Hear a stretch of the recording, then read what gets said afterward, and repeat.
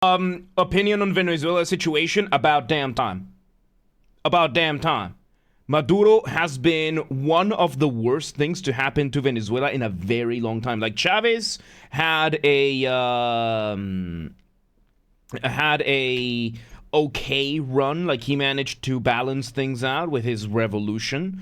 Then Maduro came in, everything fell apart. His taking power looked more like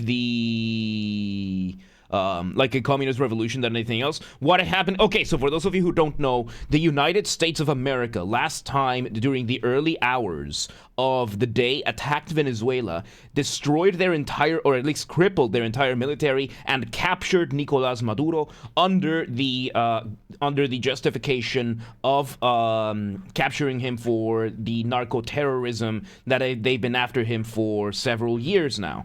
They finally took the step in. There are other justifications I've seen because he did overthrow the elections last year. Like Maduro lost the election last year, blamed Elon Musk, and then just ignored the election. Like the other lady, the one who just the woman who just won Nobel Peace Prize this year. She's the one who won the election, but Maduro decided nah.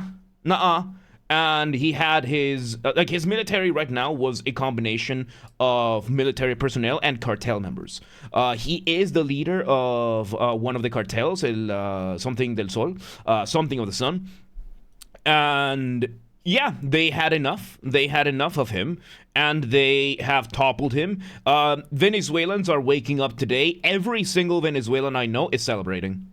Every single one. We are seeing videos all over the place of Venezuelans celebrating that Maduro is finally fucking gone.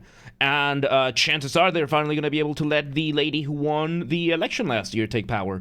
So, yeah, it's... yeah, no, you need to tell... Yeah, Amaya, go tell your Venezuelan classmate and see how they... Like, tell us how they react. Tell us how your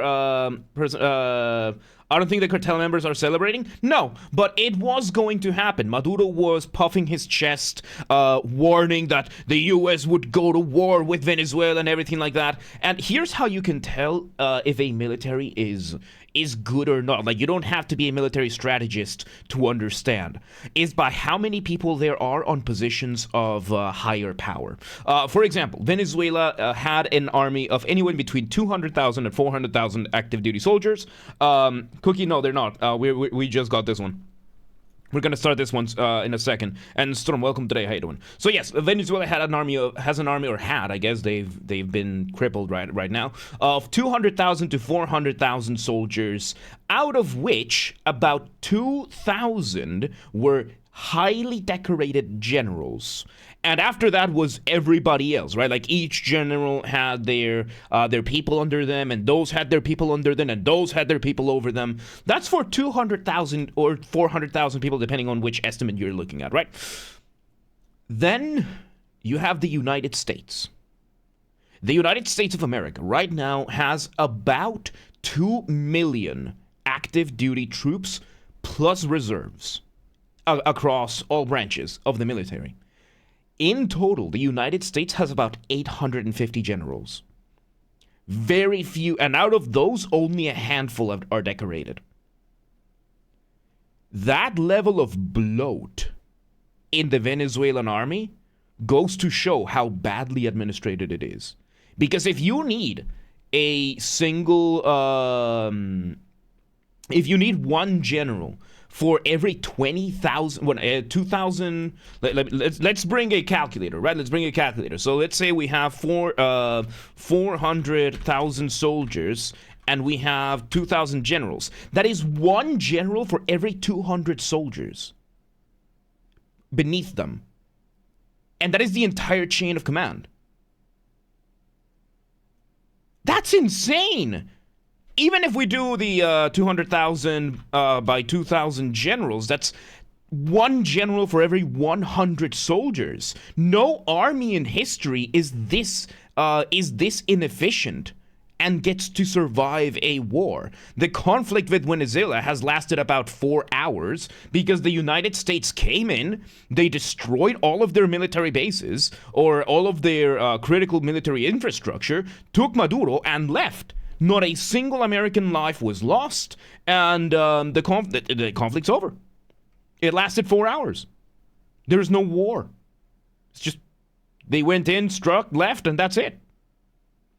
And now there are videos everywhere of Venezuelans celebrating because Venezuelans wanted this guy gone.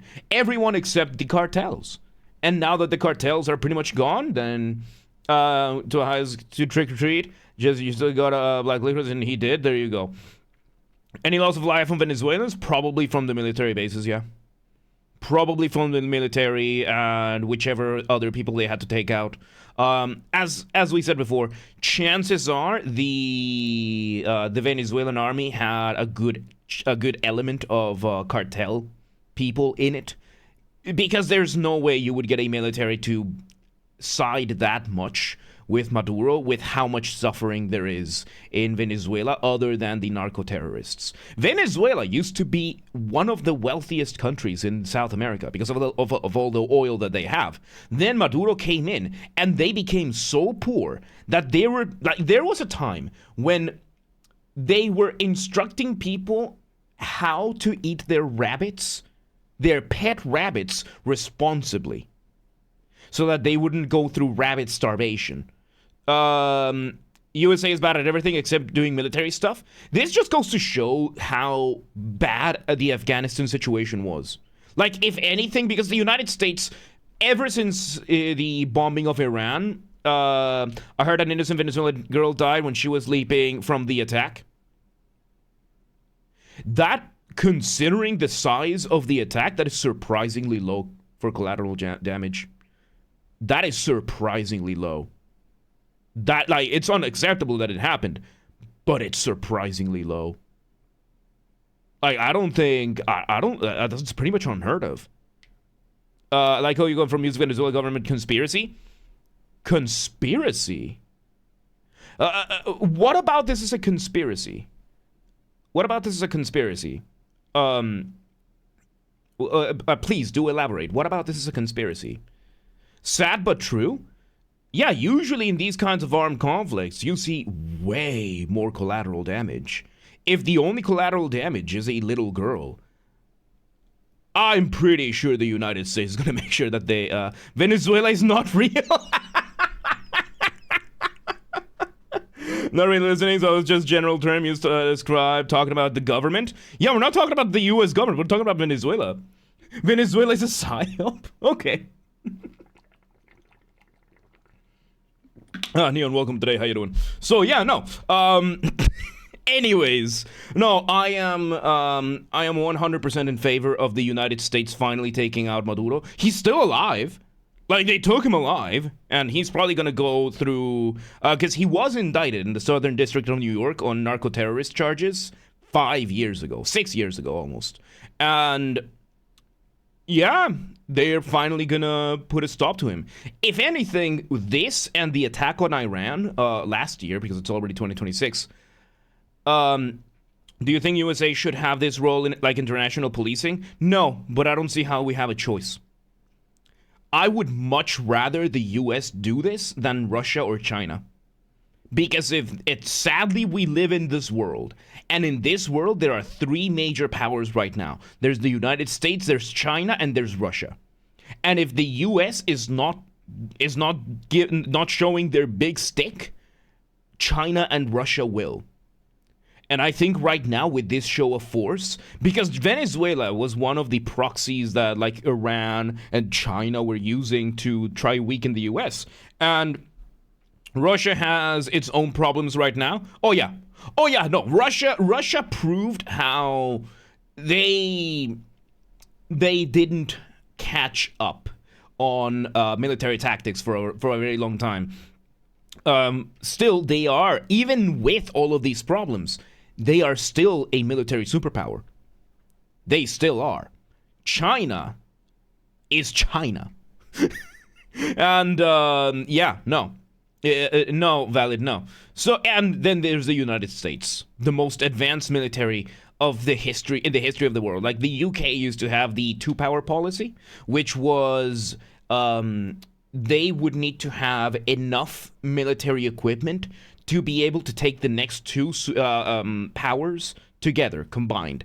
The United States has that, but with the next 11, the United States has more firepower and more manpower and more tons of steel, of weaponized steel and vehicles and everything in their militaries, in their combined military forces, than the next 11 powers combined. The United States can start a world war with the world and would probably win. So yeah, Russian soldiers leaking, military attacks on social media and wondering why they get ambushed. Same with Ukrainians. Like, my thoughts on the Russia-Ukrainian war. I don't like it. I don't think Putin should have attacked. Ukraine had the war lost for a very long time, and then they started pushing back. Russia is the second worst army when it comes to wars of attrition. The only one that is worse than them is Ukraine. It's that. So, I think it's just Russia has now pretty much reached the point of war economy where it's really going to start hurting. Oh, they are used to that. They're used to that. And they are just, I just hope that those conflicts are over soon. But yeah, I'm pretty sure we're about to see Venezuelans start a good upward trend. Because right now the fear that many people have is that now there's a power vacuum. That there's a power vacuum in Venezuela, and then that is going to lead to the same type of instability that we saw in the Middle East. However, Venezuelans had already voted for who they wanted to be the president. Who was the Nobel Peace Prize? Because who was Maria Corina Machado. And Radio Galaxy, thank you for the follow. Welcome to the Mosh Pit. Welcome today. Yeah, Maria Corina Machado. She won the election last year. She won the Venezuelan election by a landslide. Something ridiculous, like 70% of the vote. Even with Maduro's attempted rigging of the whole thing. Even with that, she still won the election. Maduro then went to say that Elon Musk hacked the election with Starlink and X, and therefore the election was void and stayed in power. What would you rate Maria out of 10? I don't fucking know, dude. I don't look at that. So, that's the thing. Venezuelans already know who they want. Once only targeted attack with their own fucking soldiers who somehow lost their direction. Oh, had the university made who unluckily got military at the end of 2021, got sent to Ukraine in early 2022. The only time they got attacked were their own fucking soldiers who somehow lost direction. The Russians are, even with all that, they are still a superpower.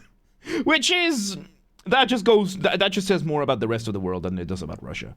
So the power vacuum, unless the cartels go in and install somebody else, we are going to see Maria Corina Machado coming in and assuming the presidency and starting to clean up. It remains to be seen. Of course, this is recorded the day that it happened. I do hope that Venezuelans are gonna be okay. I think they're gonna be okay because they've been wanting this kind of change for many years, and it's looking better. So, look, if you start pushing me into this, it's my fucking show. I talk about whatever the fuck I want, and I wanted to get this out of my system. But yeah, we're gonna start. What's your opinion on Poland? It shall become part of the greater Mongolian Empire.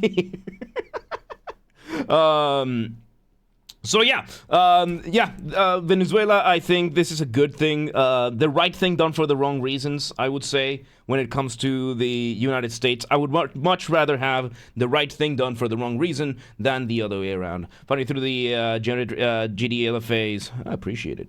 So yeah, all things considered, I consider this a massive win for Latin America, and let's hope that Ms. Machado can become President Machado and take Venezuela back to a prosperous country. So, Yeah, with that, how about we actually get this show started? Good talk, everybody. Thank you for keeping cool heads as usual.